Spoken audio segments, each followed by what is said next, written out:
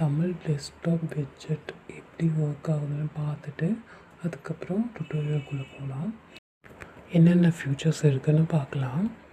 First வந்துட்டு அந்த file அப்படின்னு அந்த ஆப்ஷனுக்கு கிளிக் பண்ணுறப்போ நம்மளுக்கு அந்த 4 ஆப்ஷன் வரும். அதில் செட்டிங்கிற ஆப்ஷன் போயிட்டு சாலிட் கலர் கிளிக் பண்ணிவிட்டு நம்மளோட பேக்ரவுண்ட் கலர் மாற்றிக்கலாம். மாற்றினதுக்கப்புறம் ஃபாண்ட் சேஞ்ச் பண்ணிக்கலாம், ஃபாண்ட் சைஸ் சேஞ்ச் பண்ணிக்கலாம், இங்கிலீஷ் டெக்ஸ்ட் கலர் சேஞ்ச் பண்ணிக்கலாம், தமிழ் டெக்ஸ்ட் கலர் சேஞ்ச் பண்ணிவிட்டு அப்ளை கொடுத்துக்கோங்க.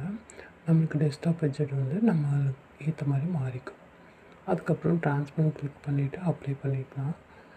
நெக்ஸ்ட்டு அதை மறுபடியும் வந்துட்டு பேக்ரவுண்ட் இமேஜ் நம்மளோட கம்ப்யூட்டரில் இருக்க இமேஜ் வச்சு நம்ம எடுத்துக்கலாம். அதே அப்ளை பண்ணோம்னா நம்ம சூஸ் பண்ண இமேஜ் வந்துட்டு பேக்ரவுண்டில் வந்துடும். நெக்ஸ்ட்டு வந்துட்டு widgetல வந்துட்டு அந்த widget அந்த ஆப்ஷனுக்குள்ளே போனதுக்கப்புறம் always on the top start with Windows இந்த மாதிரி 2 ஆப்ஷன் இருக்குது. வேணும்னா அந்த ஆப்ஷன் செலக்ட் பண்ணிக்கலாம், இல்லைனா அன்செக்கில் வச்சுக்கலாம். டுட்டோரியல் ஸ்டார்ட் பண்ணலாம். டிஸ்கிரிப்ஷனில் லிங்க் இருக்குது, அதை வச்சு ஓப்பன் பண்ணிக்கோங்க. அதில் போய்ட்டு டவுன்லோட் ஜிப் கொடுத்தீங்கன்னா ஃபைல் டவுன்லோட் ஆக ஆரம்பிச்சிடும். அதுக்கப்புறம் அந்த ஃபைலை எக்ஸ்ட்ராக்ட் ஆகி கொடுத்து ஓப்பன் பண்ணிக்கோங்க. அந்த ஃபைலை வந்துட்டு விஷுவல் ஸ்டூடியோவில் ஓப்பன் பண்ணிக்கோங்க.